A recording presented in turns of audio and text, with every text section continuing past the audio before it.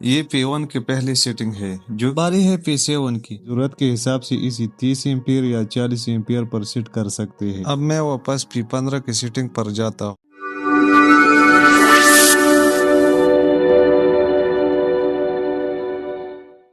السلام علیکم دوستو، آج کی اس ویڈیو میں ہم بات کریں گے اس وولٹیج پروٹیکٹر کے بارے میں جو آپ کے گھر کے قیمتی سامان کو وولٹیج کے اتار چڑھاؤ سے محفوظ رکھتا ہے۔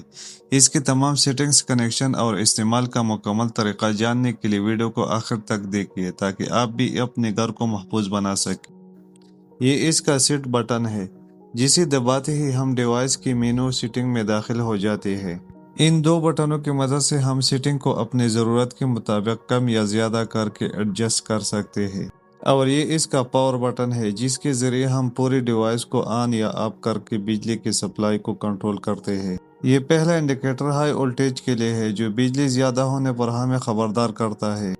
یہ دوسرا انڈیکیٹر لو وولٹیج کی نشاندہی کرتا ہے۔ یہ انڈیکیٹر اوور کرنٹ کے لیے ہے جو لوڈ زیادہ ہونے پر آپ کو خبردار کرتا ہے، اور یہ پاور انڈیکیٹر ہے جو ہمیں بتاتا ہے کہ یہ ڈیوائس اب آن ہو چکی ہے۔ اور یہ نیچے دو ٹرمینلز آپ کو نظر آ رہے ہیں، یہ گھر کے لوڈ کے لیے استعمال ہوتے ہیں۔ اوپر والے ٹرمینلز ان پٹ کے لیے ہے جو ڈیوائس کو بجلی دیتے ہیں۔ چلیے اب اس کی مکمل سیٹنگ کرتے ہیں۔ اگر ڈیوائس کو ریسیٹ کرنے کی ضرورت ہو تو پاور بٹن کو ایک بار دبائی اور پھر 5 سیکنڈ تک دبا رکھی، اسی سے آپ کی پوری ڈیوائس فیکٹری ریسیٹ ہو جائے گی۔ یہ P1 کی پہلی سیٹنگ ہے جو کہ ڈیلے ٹائم کے لیے استعمال ہوتی ہے۔ اس کا مطلب یہ ہے کہ جب بجلی جا کر دوبارہ آ جائے یا وولٹیج میں کوئی مسئلہ آنے پر ڈیوائس بند ہو جائے تو یہ فوراً کرنٹ نہیں چھوڑیں گی۔ آپ اپنی مرضی سے اس میں 5 یا 15-20 سیکنڈ کا ٹائم لگا سکتے ہیں۔ میں نے فی الحال اسے 10 سیکنڈ پر سیٹ کیا ہے۔ اب بات کرتے ہیں P2 سیٹنگ کی جو کہ لو وولٹیج ریکوری کے لیے ہے، یعنی اگر بجلی کم ہونے کی وجہ سے ڈیوائس بند ہو جائے تو دوبارہ وولٹیج ٹھیک ہونے کے بعد یہ کتنی دیر میں آن ہوگی۔ میں نے اسے 20 سیکنڈ پر سیٹ کیا ہے تاکہ بجلی مستحکم ہونے کے بعد ہی سپلائی بحال ہو۔ اب میں نے P3 کی سیٹنگ کھول لی ہے جو کہ ہائی وولٹیج پروٹیکشن کے لیے ہے، تاکہ اگر بجلی مقررہ حد سے زیادہ آئے تو ڈیوائس سپلائی بند کر دے۔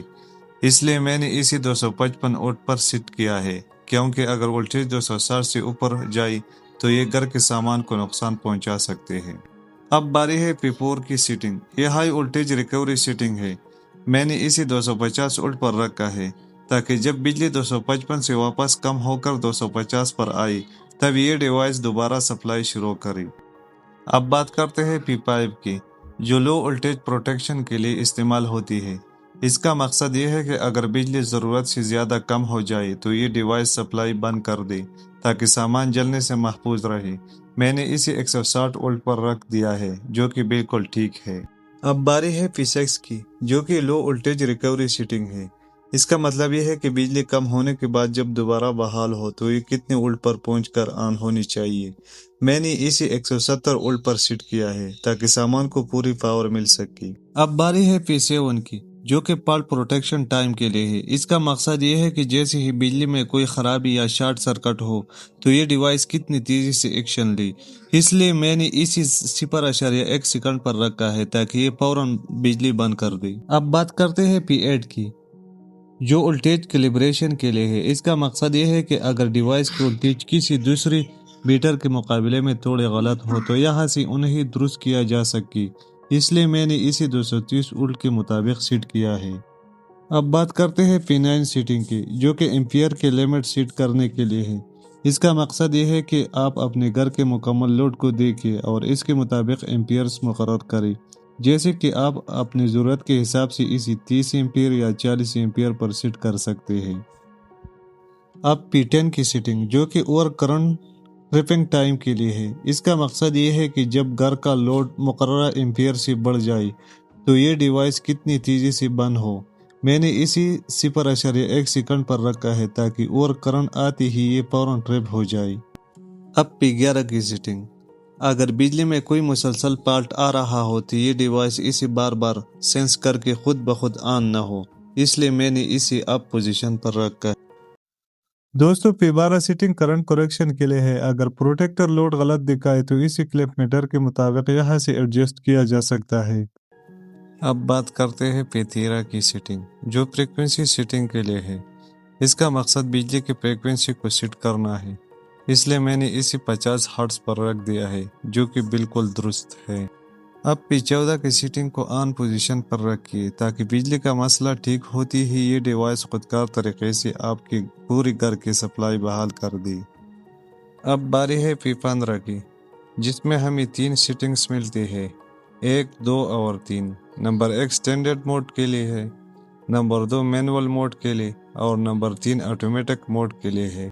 میں نے یہاں ایک نمبر سلیکٹ کر کے اسے سیٹ کر دیا ہے، اور اب مینو میں آپ دیکھ سکتے ہیں کہ یہ بالکل اسٹینڈرڈ موڈ پر ہمیں شو ہو رہا ہے۔ تو میں واپس اب P15 کی سیٹنگ پر جاتا ہوں اور وہاں پر 2 نمبر سلیکٹ کر لیتا ہوں تاکہ اب میں آپ کو اس کا مینول موڈ چیک کروا سکوں۔